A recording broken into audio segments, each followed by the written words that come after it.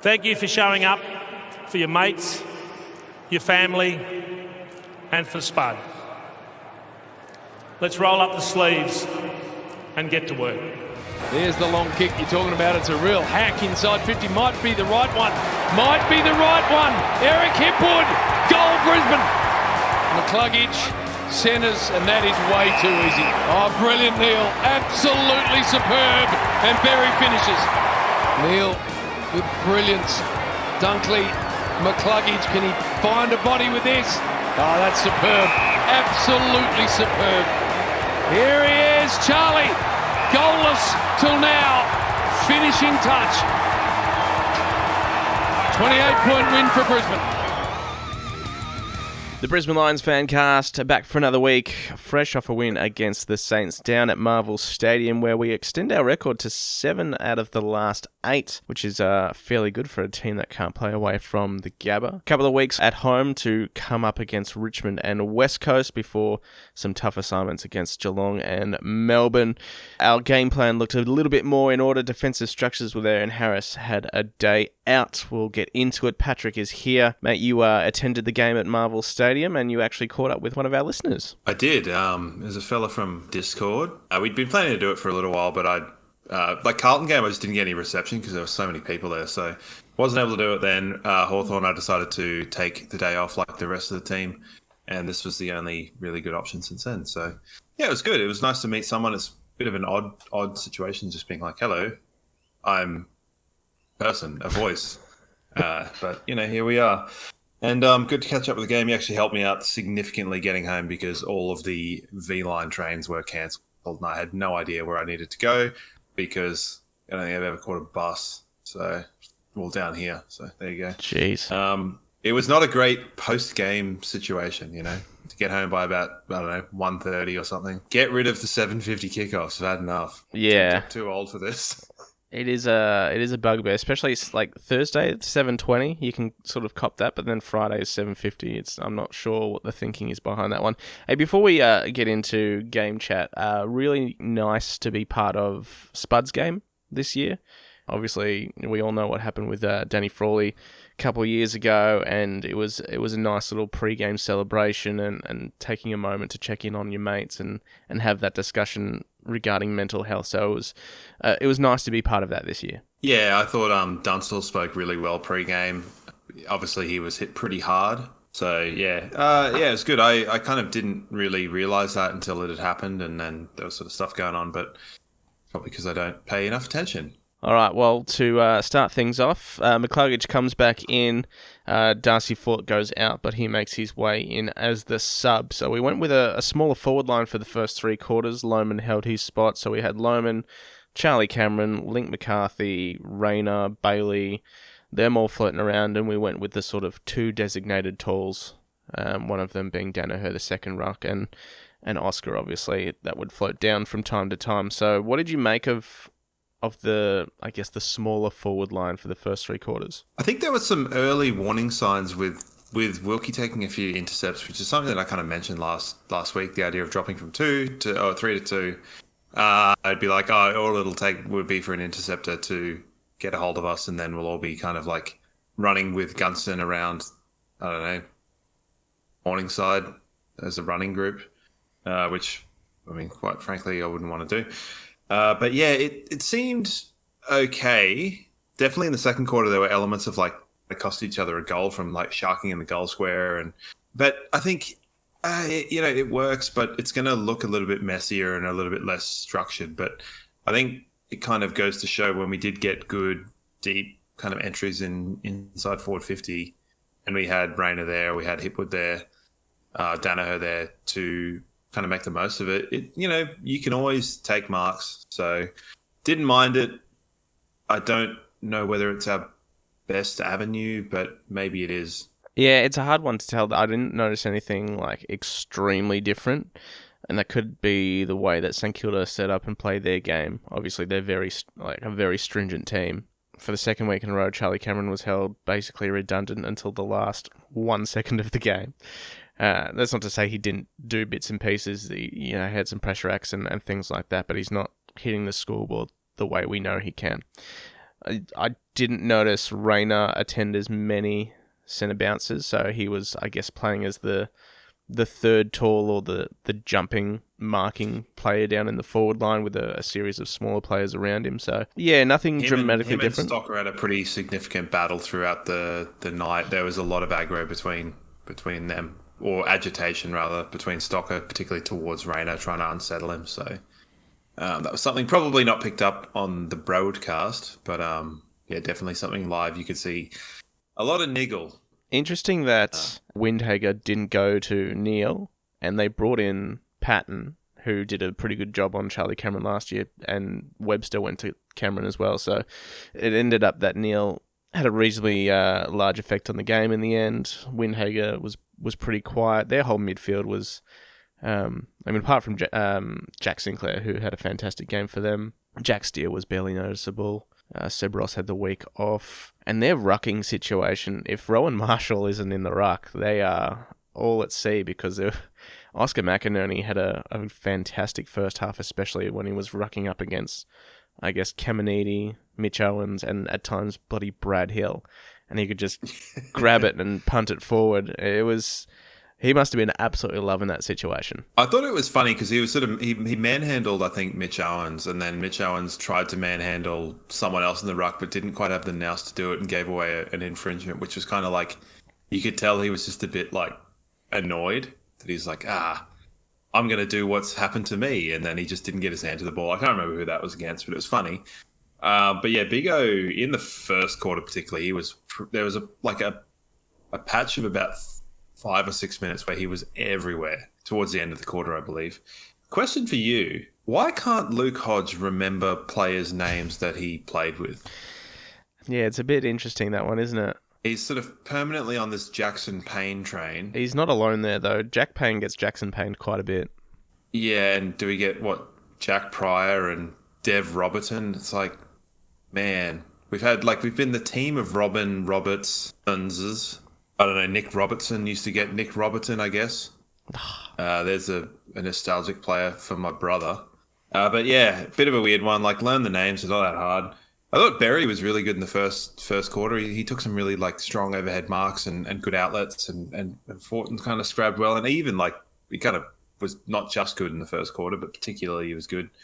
And I did kind of notice the umpires sort of just tending to let tackles go a little bit, which sort of, I guess, didn't factor into later on, but there were some more glaring situations where that did kind of happen. I just have umpires letting tackles go with a sad face. So yeah, that was a handwritten sad face, not an emoji. Our fellow that I met up with, he was amazed I was still taking pen and paper notes. So fair enough. I mean, I've got mine written here as well. You can. Not on the back of a map of Fiji or whatever it was. Yeah. No. Berry he's had a couple of good weeks actually. To be fair, there was a bit of a mystery surrounding Dane Zorko at the moment. Who, I mean, last week it was calf awareness or tightness that Fags cited as the reason for his not coming back into the team. Now it's just a bit more of a general he's not ready yet. He's done some running sort of thing. So we know that Zorks has had issues with his Achilles and his calf and hamstrings in the past, so this one's sort of lingering a little bit. So whether that is because it's not the same situation as Richard Gunston where he's not performing, I think Zorks is definitely one of our best 22 and is a definite game changer at times. So I'd like to see him back in the team. Yeah, I agree. I'm wondering whether him coming on as that kind of impact sub we mentioned last week, if he's not quite fully fit, but then at the same time, if you're kind of a bit on the older side and you're kind of worried about those soft tissues maybe coming on in a blaze of glory, is probably not the greatest thing. So I guess leave that one up to the fitness staff and the medical staff and just play it by ear. I think more or less in terms of the 22 as a whole, we've sort of vaguely stumbled across the best players in the best positions for right at this point in time. So not too many complaints. And it just, I think it was kind of abundantly clear pretty early on, kind of differently because I was wanting to sit with whom I met up with. I was sitting sort of deep behind the goals, so not a place I'd normally tend to sit, but you do get a good view of how much effort we were putting in to block the switch of play. And I think it was only twice throughout the whole game where St Kilda got a really fast switch that kind of resulted in a score or something like that. So a lot of effort and concerted effort to really block the switch of play and also plug the corridor, which is kind of why the Harris Andrews effect was in full effect. So basically we played exactly the way we should have played against Hawthorn, which is kind of more or less how you should play against everybody, because you don't want to not be working hard to block switches anyway. But that was particularly important and a good standard to set early on in the game, because St Kilda knew they weren't just going to get easy exits. So it factored in, and we kept them to one scoring shot, which was a goal. I mean, Higgins kicked the first goal, so should have been a lot more ahead than we probably were. I think Rayner missed a sitter, McCluggage missed one from in front, and took that momentum into the second quarter. That was probably the one thing I noticed as the game wore on, and in the first sort of 10-15 minutes is, Hawthorn and Sydney, they were able to switch the play, move the ball through the middle and move it with ease, and we weren't able to trap it in our front half. But this week, very, very different scenario. And as you said, Harris ended up with 7 intercept marks in the first half, and really we set up from there, and they could barely get it, beyond the logo. So much better in that respect. Our defensive structures, obviously, something we've been working on throughout the week and been hammered in. So it was good to see that go forward. I want to touch on Jasper Fletcher, who's played his second game, probably not had the impact that he did in the first game, but he's had some pretty rough tasks, especially with his one-on-ones. He got caught out against Chad Warner a couple of times and held his own. This week, he went sort of toe-to-toe with either Mason Wood or Brad Hill, who are both very accomplished wingers. And once again, some one-on-ones he did very well. And in that last quarter, back with the flight of the ball, stood under it, took the mark. So, there's some bright future there for Jasper.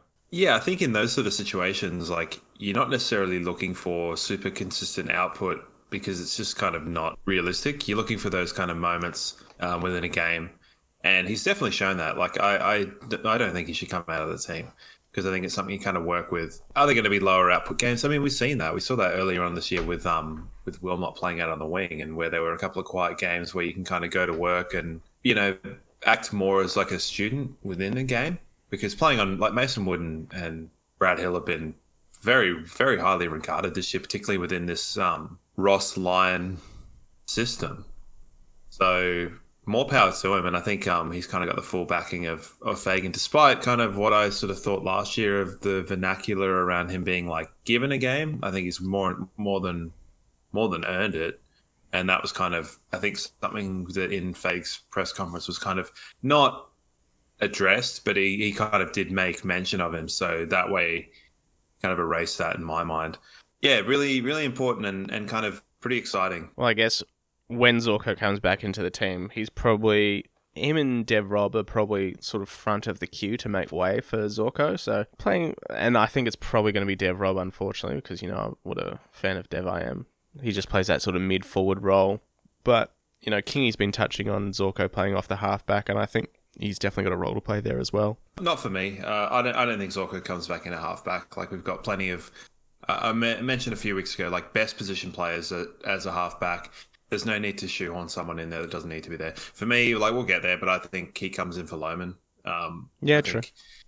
That's what I think, but it might not happen, because I think that's what I said last week anyway. But that will happen when it happens. But I think Dev Rob he's showing that he can plug gaps, and he's got kind of an outstanding level of pressure, even though it probably goes a little bit unnoticed. And he was probably a little bit anonymous on broadcast, but in the game he looked a lot bigger. Second quarter was a bit of a weird one. Joe Danaher decided to have his, like, I'm a wet pool noodle quarter, where he couldn't seem to clunk anything, couldn't seem to keep his feet, and couldn't seem to, well, he's never going to win a free kick anyway. So we're going to keep that on watch, because he always has at least one quarter a game where he just turns into an absolute jellyfish. So that'll be one going forward.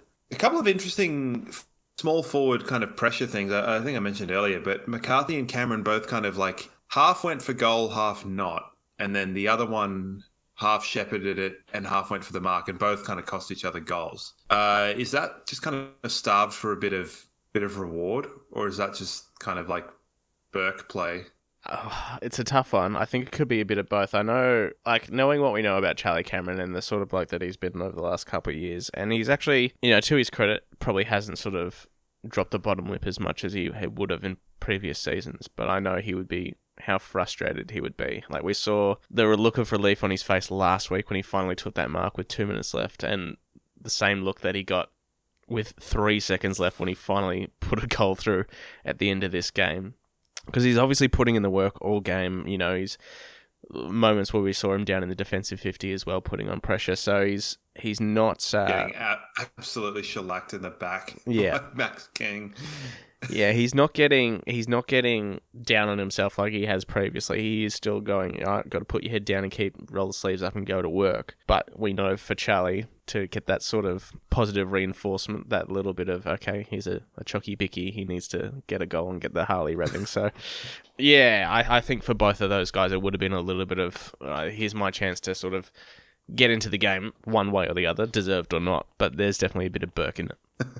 It just seemed like, either one of them put your foot through the ball and you just kick it mid-post and you'll be fine. But, yeah, I just thought that was funny because, all things considered, 2 extra goals in that quarter almost puts the game to bed. If you've got a mate that loves the Lions, tell them to get the podcast into their ear holes. One thing I noticed as well, Connor McKenna has this kind of insane knack of turning 1-on-2s into a big win for the one Irishman, and he kind of does it in the most kind of inconspicuous, slimy, potato-eating way possible, where he just sort of crabs in there, the ball kind of comes out a bit. The thing is and the thing that probably doesn't get noticed is it doesn't come out as a clean, all right, he's won it and now it's on. He just is improving the situation a bit. So it's probably a hard kind of quantifiable, because you notice his disposal efficiency isn't great, but it's weird. He'll turn a 1-on-2 into a 2-on-2 elsewhere. But yeah, it's just we're in a bit of trouble here. And then it's how the hell's he done that? What's going on here? He's just so unorthodox, and he's so creative and inventive in the way that he sort of gets the ball and uses the ball, that anybody that's just being conditioned to play AFL for however many years just isn't expecting the moves that he's about to put on. That kick a couple of weeks ago where he chipped it over the top to Daniel Rich, and we said anyone but Daniel Rich would have got there. No one else takes that kick. Yeah, it's the one where he's if I put enough air on this, then surely, it's Daniel Rich, he won't get there. Yeah. But yeah, that was kind of the second quarter. It was more or less just kind of, we should have probably been further ahead than we were. We weren't. And St Kilda are always going to be a team. They're a decent enough team. The wheels haven't exactly fallen off. You absolute grub. Trying to set me up for failure. The wheels haven't fallen off. They're just young, and particularly with a young forward line.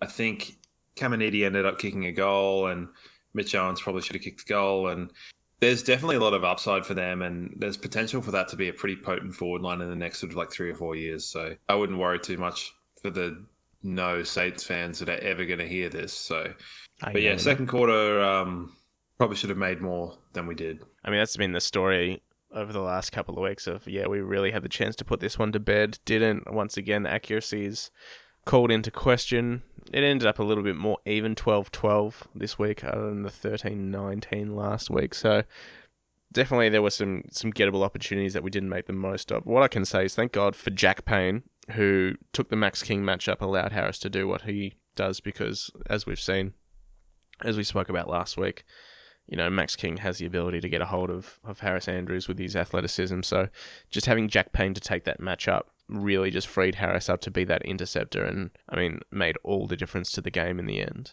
And while Jack Payne didn't have a huge amount of, direct impact on the game with intercepting and disposal that we've seen him have before, Fags touched again on this in the presser, that he was sort of carrying that ankle throughout the week, so it was sort of lingering a little bit, but he managed to get up for the game, and it's hard to know, if he doesn't get up for the game, what that does for our structures and what it does for the way we played that game. Who comes in? Darragh Joyce, maybe Gardner back, I don't know.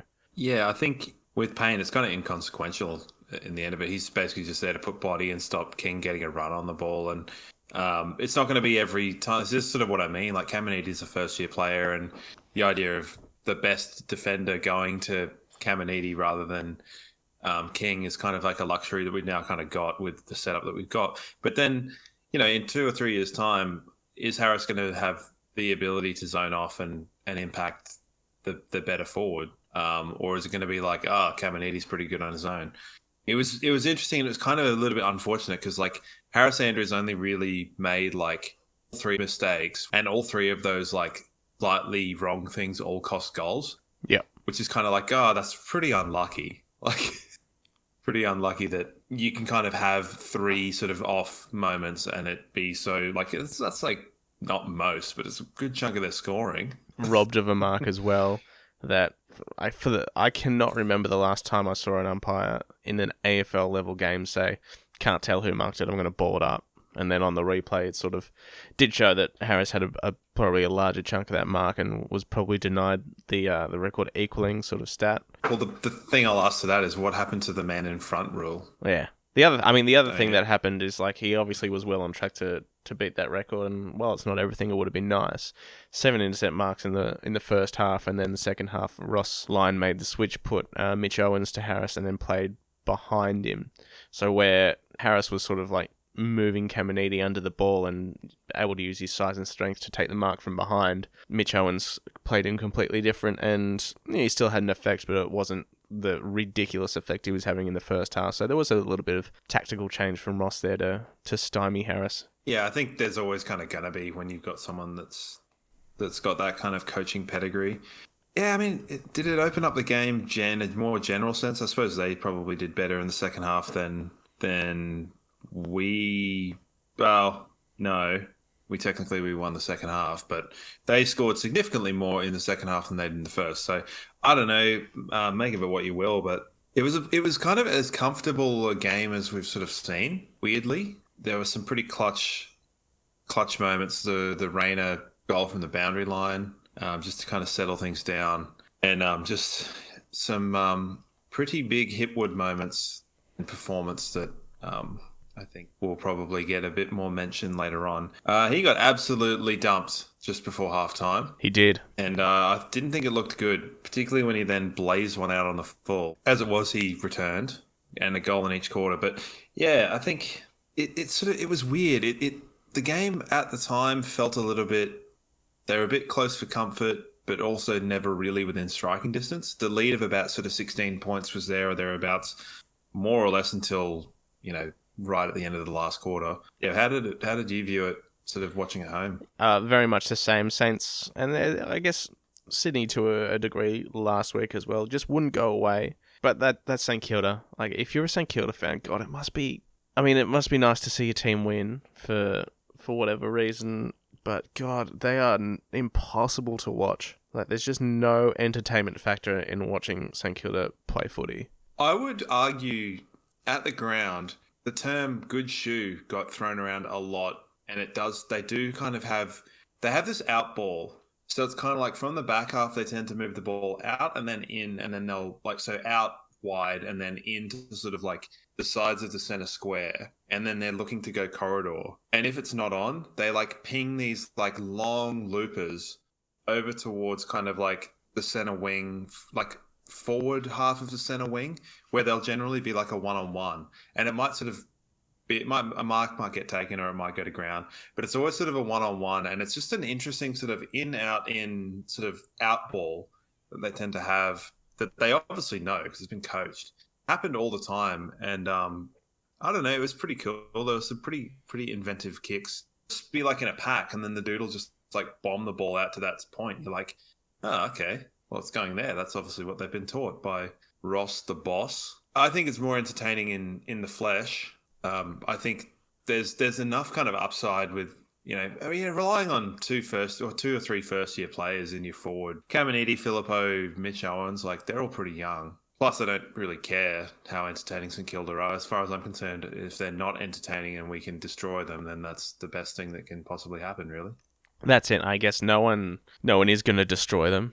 They're not the team that's going to get absolutely smacked. I think I think they've copped maybe a 40-point loss, but it was an outlier to generally how they've been playing their season. One thing that did happen, and we sort of touched on it earlier, but the timing of the sub was a little bit more towards what we had been discussing was more ideal. However, we had Darcy Fort come on for Kyle Lohmann. So not quite the impact sub that we touched on. No, it gave us a look at a smaller forward line and then that forward line that we're used to with the three talls. Yeah. I think it's weird because when it happened, you're sort of looking going like, oh, who's got an injury? What's happened? I think the big St Kilda bloke who, I think he downed about 15 beers in front of me was like, hey, Lohmann's off, mate. I don't know why he's British, but why not? Yeah, he said that Lohmann had gone off. I don't know how he knew. Telepathy, possibly. So he knew, he told me. And yeah, you're kind of wondering, oh, has there been an injury? Because it's so not the norm to be making the sub before three-quarter time, which is insane because we said that last week. Make the sub, let him grow into the game for the last quarter. Yeah, I don't really know. Like, it's hard to sort of think how much of a difference it made. I mean, Fort was able to help out O in the ruck, which I guess is kind of like helping a teenager beat up children. Yeah. So was there really any point in that? I don't know. Is there kind of this weird like worry with playing? Like, if we're going to play two talls, do we then expect that the sub's going to be another tall? Because losing one, as we saw in finals in 2021, is pretty bad.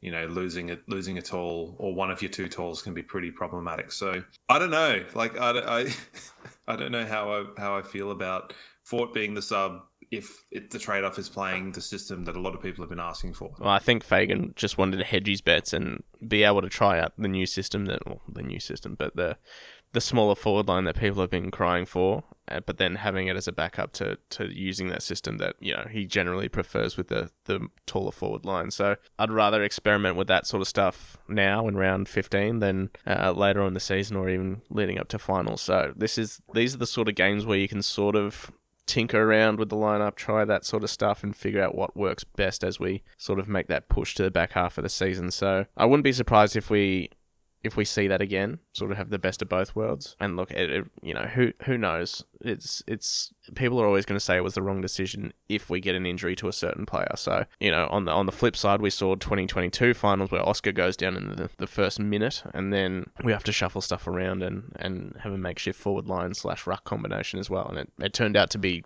better for us. So you never know. Yeah, I suppose it's weird because we got two examples. One where we didn't have neither of which we had a big man as a sub, and both times, you know, I was talking about McStay getting brained and then Payne getting brained in consecutive games, and it was just like, wait, man, what? How? We've had an ACL, we've had two brainings. Yeah. Could we not just have like a few? And that was like the first quarter. Oh God, don't make me think about that. All the blood. So yeah, I don't know. Like, I'd like to see someone a bit more versatile as the sub. And we'll get into that, but I suppose, as you said, at this point in the season, kind of hedging your bets and kind of maybe trying a few things out probably works. So, yeah, anything more to say on the game? Kind of pooted out a little bit. Yeah, it was sort of what I expected, more or less, what I'd hoped for. So, the general improvement in the defensive structure was probably the best thing to see out of the game. Some certain matchups worked really well. The midfield looked really good. There were times where Neil and Ashcroft's defensive efforts probably weren't. You know, you caught them walking a few times. Same with Danaher. Like, Hipwood and Danaher's work rate is just night and day, especially over the last couple of weeks. And you can see the results on the scoreboard. Like, Hipwood's kicked 10 goals in the last 3 games. He's having a bit of a purple patch, which is good because they've sort of all been taking in turns. Like, Charlie had that stretch where he was just unstoppable. Danaher had a really good stretch of games as well. Those two have dropped off in terms of, you know, goal scoring ability over the last couple of weeks, but Hipwood's really chimed in and Rayner's sort of piped up a little bit, and even Jared Berry's, you know, hitting the scoreboard the last couple of weeks, which has been odd. Yeah, one thing I found that was a little bit odd, I say odd. So in the last quarter, they basically had this weird, I think it was in almost consecutive forward half stoppages that they verted goals. I know Max King's got scrubbed off by a fingernail, but yeah, Jade Gresham kind of weird, like really close tied in forward 50 stoppages. It's kind of like almost the kind of stuff where you're like, oh, we're at our most dangerous the other way around. But like they just kind of weirdly crafted scoring opportunities from those forward half stoppages St Kilda, which you kind of like, that's something that needs to be possibly looked at as to how that was so easy. So that's just a little put on notice for me, because it did stick out, basically because it was right in my face in that last quarter. So make of it what you will. Well, I know that one where I think Sinclair ended up kicking the goal. Saints just sort of kept the ball alive, where maybe we thought, okay, this ball's killed, it's going to spill over the boundary line or the behind line, or it's going to get locked up for a stoppage. But the Saints just sort of kept sort of tapping around, moving the ball around and keeping it alive, and it ended up in Sinclair's hands and he ended up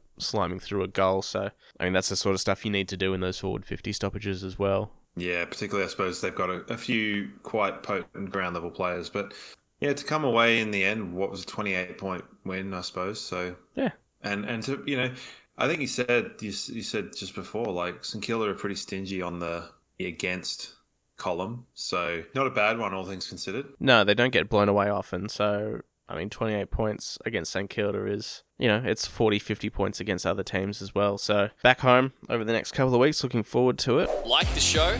Make sure to follow and subscribe on your favourite podcast platforms. Who gets your votes this week? 3 for Hipwood, 2 for Andrews, and 1 for Dunkley. I had a feeling. I mean, I've got the same 3, and I've been tossing around that order the last couple of days. I had a feeling you'd land on Hipwood with the 3. So that being said, I'll go 3 for Harris, 2 for Dunkley, and 1 for Hipwood. The explanation for it is more so the fact that, like, Harris is playing on a first-year player and basically being a 2-on-1. So, yeah, it was a great game. If he's playing on Fogarty or Tex Walker, like, he's not going to be able to have that same level of impact. So, as we were talking about Big O punching up a small child, that's not what I said. It was a different expression. You know what I mean? Yes.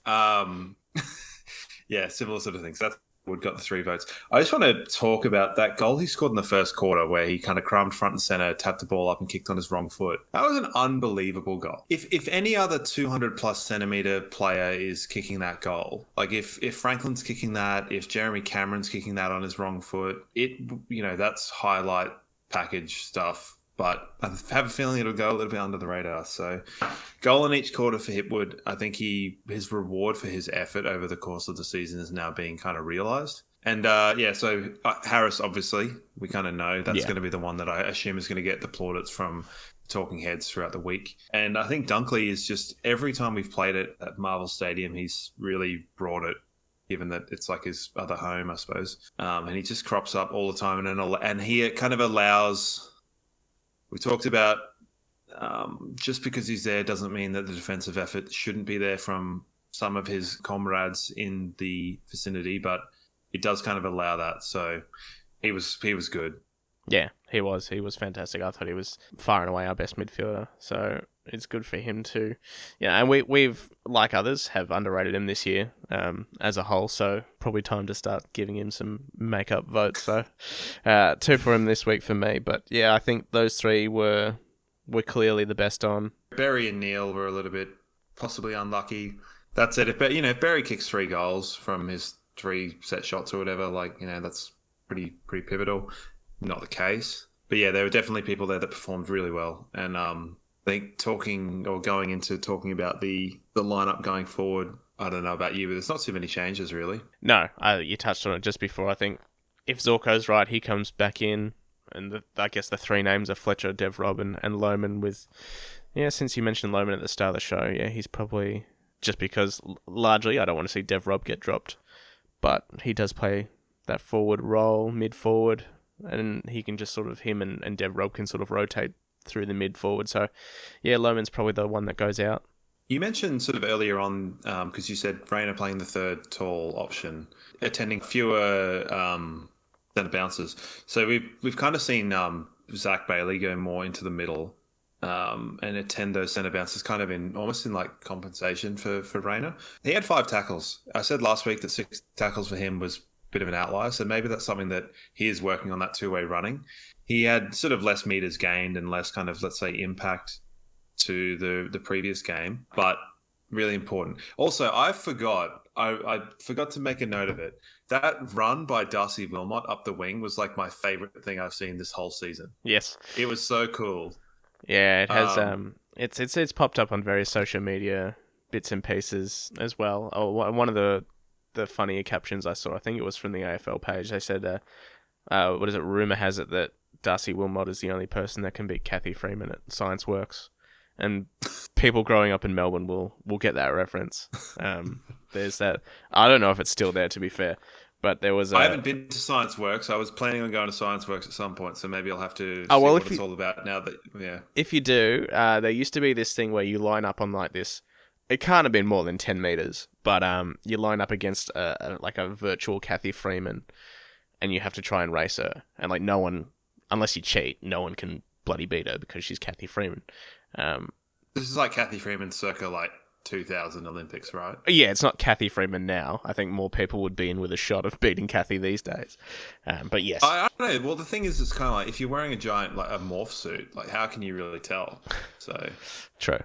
But yeah, fantastic stuff from Monty. I noticed that just looking at the stats, I was like, just had a look at meters gained. I was like, oh yeah, he probably gained like 500 of those meters gained. So and took 3 bounces, and whereas like as a team, we rank dead last for like running bounces. So he really added to the tally there. It's a shame he absolutely munged the kick. You don't need to see that one. The shows are good enough at cutting off like footage of where Big O does like a big hit out of the ruck and it ends up in a goal, but they cut it before it's a goal so they can criticize it. So basically, Sodom. Yeah, sorry, just sidetrack, but just, Zach Bailey, a bit of a less like going forward game and seemed to be focused more on the contest and stuff, which is good. 100%.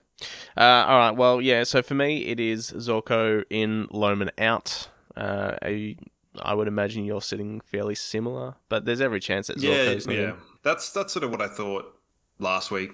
And I still think this week, I think there's a lot of upside to Dev, Rob, and a little bit of versatility. And I think probably like Lohman and Zorko, like that sort of forward half weird X factor player is kind of, I think what Zorko does is what they're kind of hoping Lohman would then become in that sort of a sense. So for the now, there's that. I think going forward, like, large picture, I do think heading towards the back end of the season that Gunston will probably come back into the team, and I don't have a problem with that. And I think that will probably lead us in good stead heading into finals. I think he's got the kind of quality, and I think there's been a problem identified to it. So yeah, I think we're both similar. Sub, I'd like to see someone different. Having a quick look at the twos who scored themselves a draw against Sandringham. Once again, Jared Lyons. The Zebras. Yeah. Jared Lyons again, leading all comers with 33 touches, but Answorth, a huge game. 28 touches, 1 goal, 13 tackles. So he's the sub for me. I mean, he's been doing that fairly consistently in the twos. We know he can play in the mids. We know he can play wing, and we know he can play halfback. So he's versatile. He's performing against AFL level players in the Saints reserves, and consistently week after week. So it's him for me, or Archie.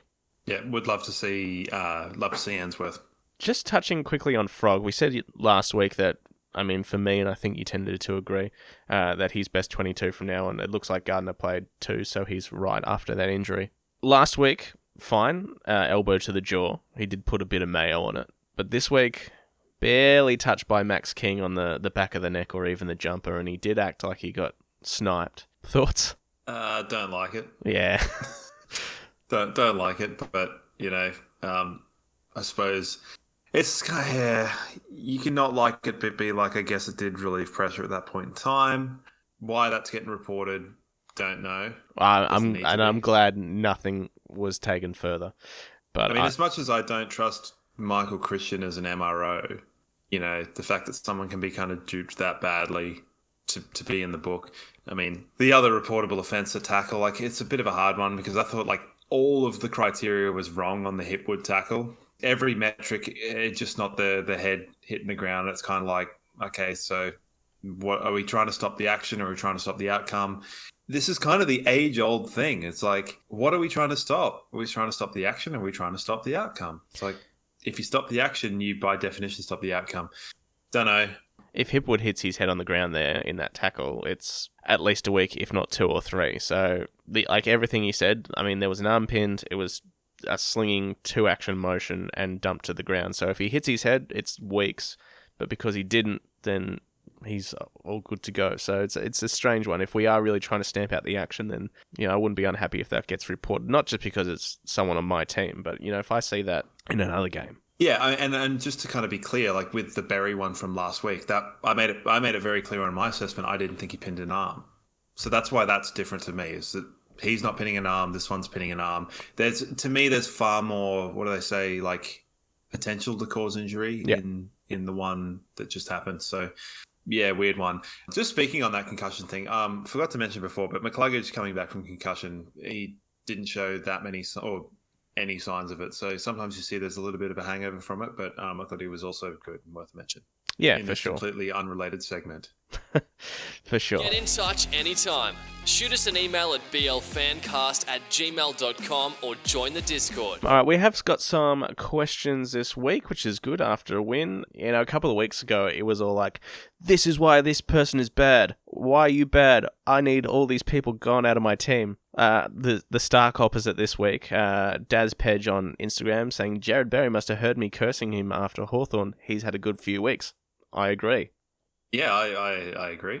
I think sometimes people are a bit like kind of just hasty when people have had a bad game. Like maybe just had like a horrible night's sleep. And that's what we said after that game against Hawthorn, how easy it is to overreact after a loss like that. So, and I said, I could have made 10 to 15 changes based on that game alone. So, and as it is, we stuck with 6 or whatever. So. Yeah. Your brother John. What the hell's happened to Frog? He's so good now. Yeah, so there's a bit of history between those two, not like actual history because Frog wouldn't know. But my brother tends to find players that he doesn't quite like, and it takes a long time for that to shift. I don't know. I think maybe just a stable backline, and also the fact that he's got a position now. Yeah, surely he's got to count for something. Like, I mean, I don't think your brother was alone there. I think Frog for a long time was the whipping boy of a lot of supporters. But I would say probably at least last 3, maybe even 4 years, he's been fairly reliable AFL level player. Fairly consistent. You know what you're going to get from him. He doesn't bugger up at all anymore. Whereas he used to have the odd clanger in a dangerous part of the ground, which would often lead to goals. But I think that... I got a question for you. Yeah. You've referred to him a number of times as like a decent enough AFL level player. Is that sort of just harping back to that goal he kicked against Essendon at Marble Stadium in about 2017, where it's like, it should be a rudimentary kick for an AFL player? I think it was Hutto in that game because he, for whatever reason, just like ghosted in and took a mark and 25 meters out, and it was kind of like, oh god, it's Leicester. I don't actually recall that from the top of my brain. I just think he's obviously, when he goes back to the twos, he's captain the twos and very consistent there as well. But he is, to be a consistent, dependable AFL level player it takes an extreme level of skill. So, and I think Froggy's finally, after many years of being that whipping boy, has found that, and I think having him in our team is great. Like I said, he's moved to the front of the queue. Also, just touching on before, like the level of, I suppose, consistency in what he's doing on the field, where he knows that he's going to come in as either like a lockdown or as a third tall. So knowing that that's what you're doing rather than it's sort of like, hey, you're going to attend centre bounces, hey, you're going to be on the wing, hey, you're going to play half forward, because he was that utility for a long point in time.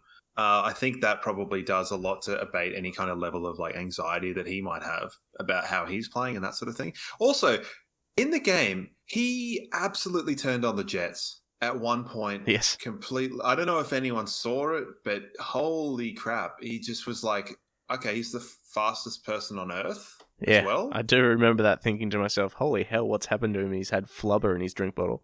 Yeah. Oh, flubber. Jeez. Okay. Throwing me. But I think going back to that 2020 final series, and it was 2 weeks in a row, like we got the qualifying win against Richmond, but his job was, all right, you've got Jack Riewoldt, tout him up. And then he had the job against Patrick Dangerfield, and while we got sort of obliterated by Geelong that day, it wasn't because of Patrick Dangerfield. He was not rendered useless, but he certainly didn't have the impact that other players did, and the same sort of impact that we're used to Patrick Dangerfield seeing him have. So, like, that final series for Frog was like a real eye-opener for a lot of people. Yeah, because wasn't it? It was Gardner that went down that final series, right? Yeah.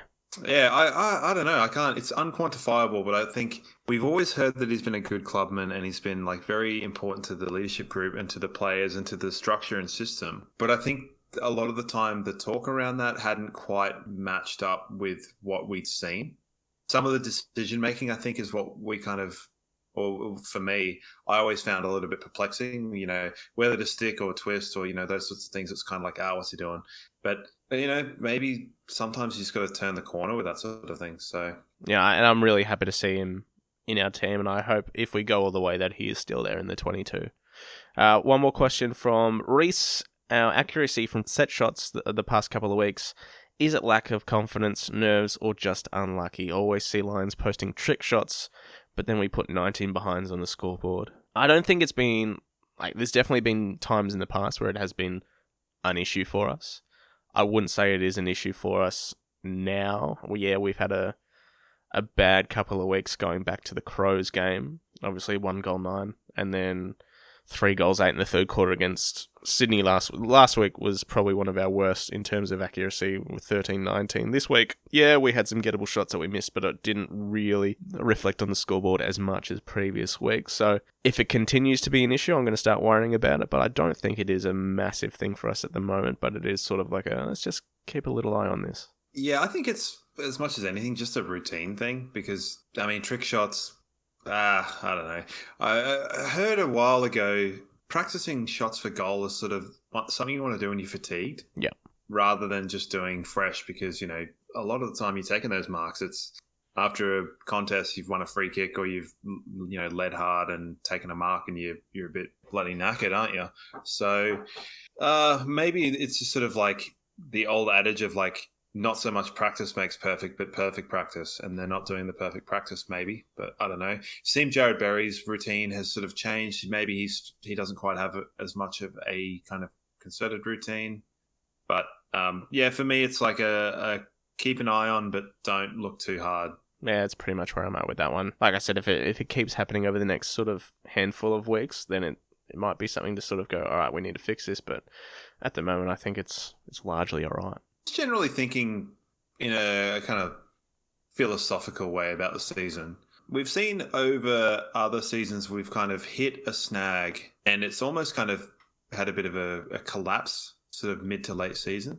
Do you think that's come a little bit earlier this year to give us sort of time to actually sort of build into finals? I'm loathed to say anything about it just yet.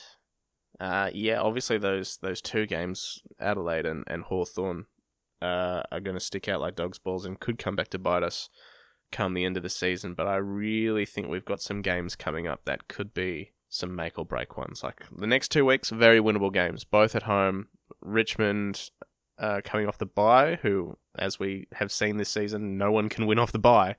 And then West Coast at home as well, which is the opportunity to be a bit of a percentage booster. But, I was watching that game against Sydney West Coast because, it's one of those games where you can't take your eye off it because it's just like sadistic behavior. And I thought to myself, I just don't see us doing this to West Coast. We're not the sort of team that can put on 200 points. Like we've seen we beat North by 100 points last year and we 75 points this year. And we know how West Coast are doing this year. I don't know. Have we got that in our DNA to really just destroy West Coast?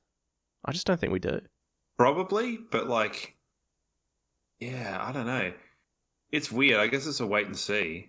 Yeah, they didn't have that many. They had a lot of multiple goal kickers, Sydney. Because I was expecting to see Papley kicking 15 goals or something, and it was he kicked 1 goal too, which was pretty funny. Sucked in. Yeah, it's a weird one because if you look at our guys and you're like, well, Hipwood can kick a bag, Danaher can kick a bag, Cameron can kick a bag. McCarthy kicked 4 on debut. Bailey can kick 1 billion goals if he wants to. Rayner can kick, So maybe if they all kick 4 goals, then. But when's the last time we kicked 200 points? Probably in the 80s or something. Yeah, before we were even a club. Yeah, a long, long time. So I would be interested to see how we actually approach that game and whether we are as ruthless as Sydney was and just really get some percentage up. But those 2 games aside, it's the 2 games after that. Are those games that I guess you're talking about. Melbourne at the MCG, which is going to be a huge game. And then Geelong back at home, depending on how their team's lining up at that moment. That's a winnable game, especially at home, but, it's Geelong. I think more so talking about the season at large is probably more like a personnel thing, because we've seen that, we've just been kind of coasting along, things are doing all right, and then there might be like a slight problem that is kind of hesitant to make changes and to try and sort of fix. I feel like up until really when the people's changes axe bloody swung, that's sort of the first, albeit reactive, but like proactive changes for a team going forward. And I do think that it has kind of led us to our best 22. Whereas previously, it's sort of, we'd been doing so well within the home and away season, it's sort of like, well, don't change it. And then when things kind of haven't been working so well, there's been a lack of actual willingness to change. We saw her leading into finals last year with sort of bringing Dev in and kind of taking Jared Lyons out and some of the younger players coming in. It really led to kind of better performances in the first 2 weeks of finals. That being like kind of another example of a bit of a reactionary but positive change that kind of worked. It's a bit of a weird one. I'm kind of a bit rambly, but it just sort of seems like we've stumbled upon potentially a good platform to then have a good back half of the season. I mean, I agree. And any team is only a couple of like injuries to key players away from really bottling it. But, if we go down to the MCG and get towed up by Melbourne like we did last year, we could be sitting here saying the same things we were saying after the Hawthorn game. Like, that's it. This person needs to go. This person needs to go. We need to make another 6 changes. And if we go down Collingwood at Marvel, which obviously our record is better at Marvel than the MCG, or, if we go over to Perth against Fremantle, a team that we should beat even as an away game, depending on which Fremantle rock up as well. There's some games in there that, if we really shit the bed, it's crisis talks again. Yeah, I think there's got to be a level of like, you're playing good teams, and I don't think that anyone would expect to win all of those games. Not to say that on our day we can't win any of those games, but I think that's kind of the big difference is like, what the hell were Hawthorn against Gold Coast this week? Like, yeah, I know. That's upsetting. That's just where there's sort of an element of like, okay, well, why did that happen in that particular context?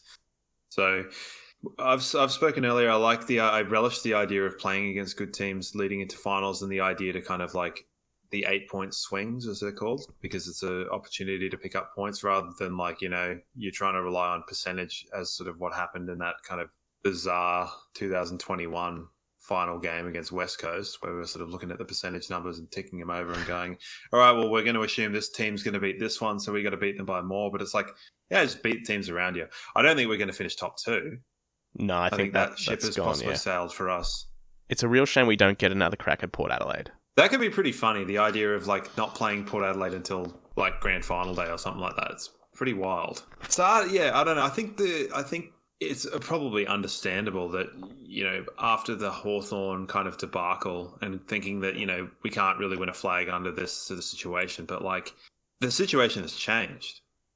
The 6 changes that came in changed the situation for me. So it kind of breathes a bit of new life into it. And you look at it and go, well, if this group of players as they are kind of keep improving, if we're not too flippant, I don't necessarily want to see too many changes going forward into the team for the rest of the season, because I think like they can grow and like kind of get to know the team chemistry and that sort of thing. So I think there's more positivity around the kind of the team in this kind of version of it.